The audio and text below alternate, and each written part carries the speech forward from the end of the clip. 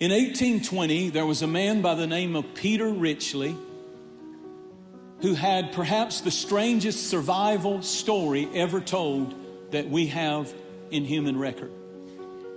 Peter Ritchley got on a ship in 1820 to sail from England to Australia. Along the journey across the ocean, the ship encountered a problem and it began to sink. It went all the way under and everyone perished but a man by the name of Peter Ritchley. While he was floating in the water, a second ship happened to come along. They saw something in the water. They went over, and sure enough, he was rescued. The next day, they encountered a storm, and the second ship sank. But there happened to be a third ship, and Peter Ritchley was rescued by the third ship. But something happened along the journey, and the third ship, this is a historical record, you can check out what I'm telling you, it sunk. But there came a fourth ship, and it found that one man in the water. Now, my thing is, I would check him out and wonder if he's sinking these ships, but he wasn't. It was just a freak thing. The fourth ship bailed him out of the water and rescued him.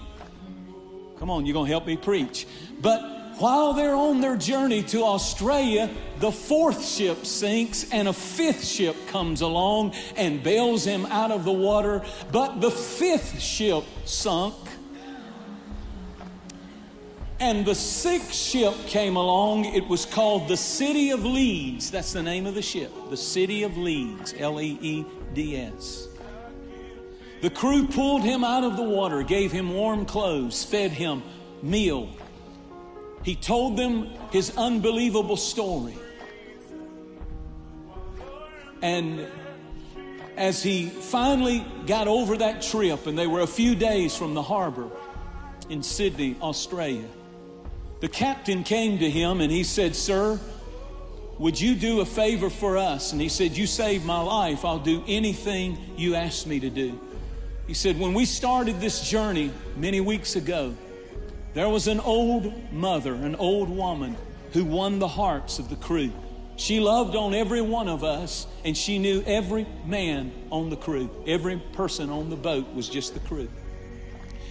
And she had a ticket going to Australia, but she became ill about a week ago, and she is so feverish and so sick that she is dying. She's down to nothing. She hasn't eaten anything. She's burning up with a fever, and we think she's so frail she won't last even till we make it to Australia.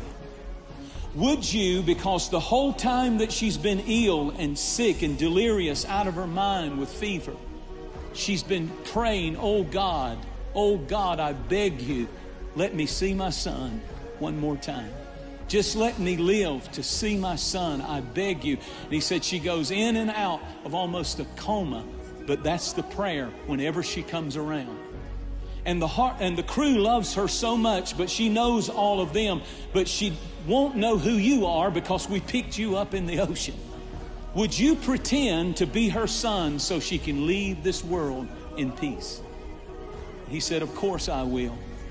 He walked in, and the captain kind of pushed him to the boat. He looked, there was a silver-haired, frail woman burning up with fever. It was obvious she was at the point of death, but under her breath, she was praying, "Oh God, please let me see my son one more time." And suddenly, when Peter Ritchley looked into the face of that woman, he broke and began to weep, because it was his mother, Sarah Ritchley, who had not seen him in 10 years. And she had made a decision to somehow go see her son one more time. And I believe the only reason that 5 ships sinking couldn't take him down, the storm couldn't destroy him, is we are to never underestimate the power of a praying mother. It'll get you through any storm. It'll get you through any crisis. It'll get your family through any kind of stormy weather they're going through. The power of a praying mother.